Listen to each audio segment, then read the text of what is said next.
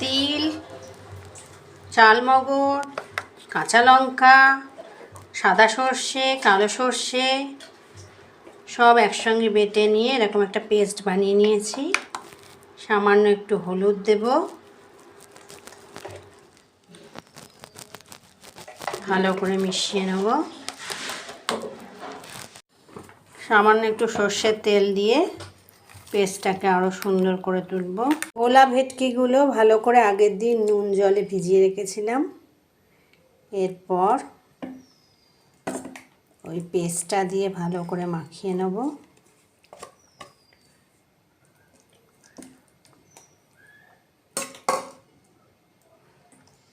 প্রত্যেকটা ভোলা ভেটকির গায়ে মশলাগুলোকে মাখিয়ে নেব।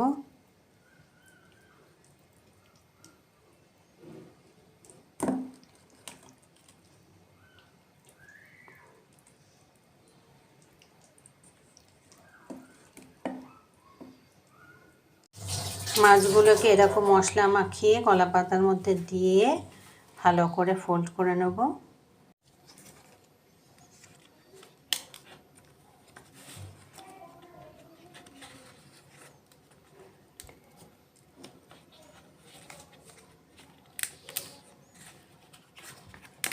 এরম এক এক করে বানিয়ে নিয়েছি। এগুলো এবার এক এক করে ছেড়ে দেবো।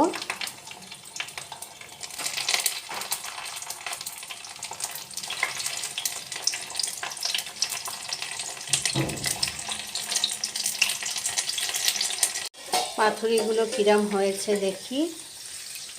এই যে পাতুরিগুলো হচ্ছে, হলুদ হলুদ হয়ে এসছে।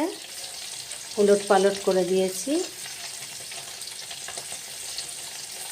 আর একটু রান্না হতে দেব।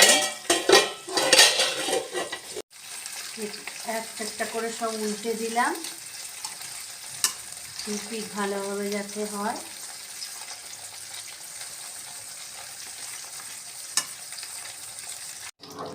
পাতুরিটা আমার এরম হয়েছে।